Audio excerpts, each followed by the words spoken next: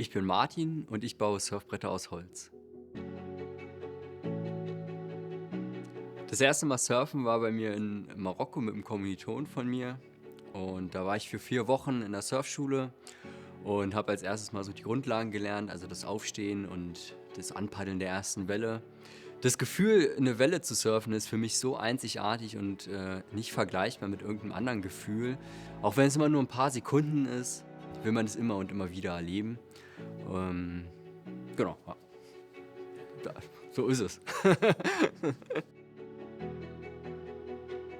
Ich habe Maschinenbau studiert und über diesen Ingenieurshintergrund hatte ich an der Uni die Möglichkeit, irgendwie auch in eine Werkstatt zu kommen. Da habe ich mein erstes Brett gebaut.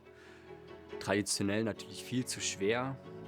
Habe aber da schon irgendwie gemerkt, dass es mir sehr viel Spaß macht, mit dem Werkstoff Holz zu arbeiten. Und ich habe auch das Potenzial erkannt und viele Optimierungspunkte an dem Surfbrett erkannt und festgestellt, dass es doch eine Zukunft für mich haben kann.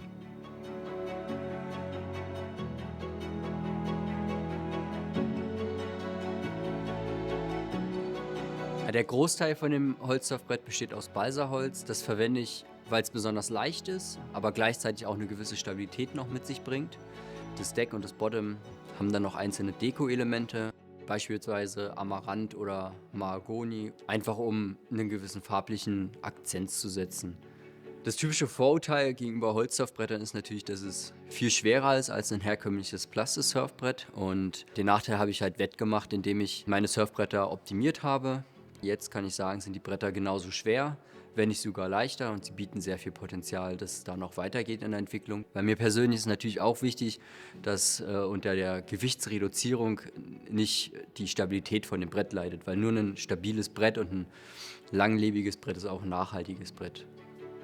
Die Bauweise von einem Holzsurfbrett unterscheidet sich stark von einem Surfbrett aus Plastik. Ein Holzsurfbrett ist innen drin hohl. Die Innereien sind hauptsächlich ja, nur zur Formgebung. Ein Holzsurfbrett entsteht als erstes am Computer. Dieser Prozess ist immer sehr aufwendig, weil man auch das Brett an sich noch gar nicht sieht. Es ist noch nichts Physikalisches, man hat es nur auf dem Bildschirm.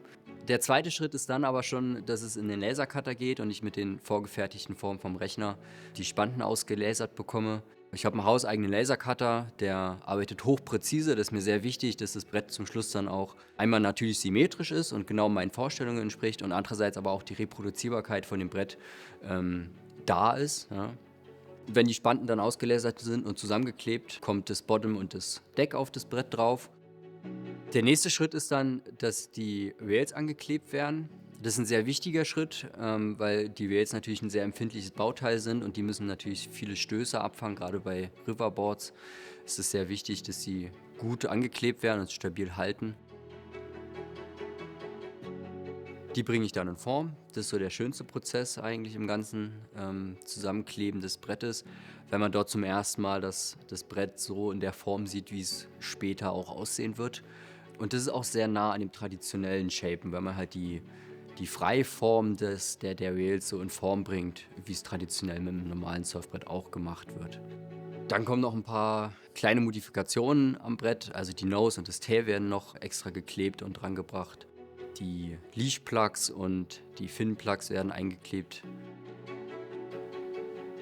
Der letzte Schritt bei der Herstellung von einem Holzsurfbrett ist die Veredelung und Versiegelung mit Fasern, Faserverbundwerkstoffen. Da benutze ich einmal Glasfaser oder auf der anderen Seite halt, um es noch umweltfreundlicher zu machen, Flachs.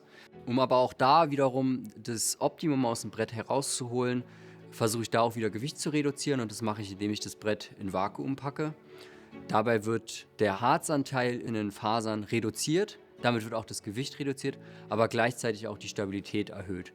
Durch die Erhöhung der Stabilität ist das Brett natürlich wieder langlebiger und dadurch nachhaltiger. Wenn dieser Prozess beendet ist, kommt nochmal eine Topcoat-Schicht drauf, auf das Bottom und auch auf das Deck.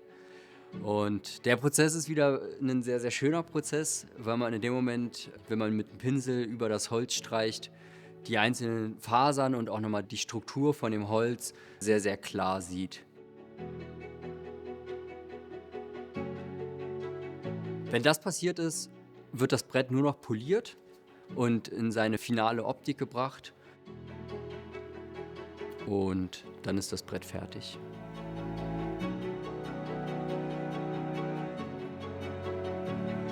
wenn ich dann eins fertig gebaut habe.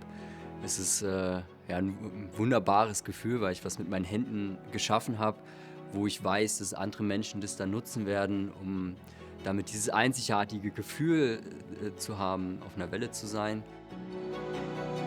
Es ist ein wunderbares Gefühl auch für mich zu wissen, dass Surfbretter im Einsatz sind und andere Menschen damit vielleicht ihre beste Welle des Lebens gerade surfen. Das motiviert mich auch jeden Tag irgendwie und genau, gibt mir die Möglichkeit, irgendwie auch das Beste aus den Surfbrettern rauszuholen.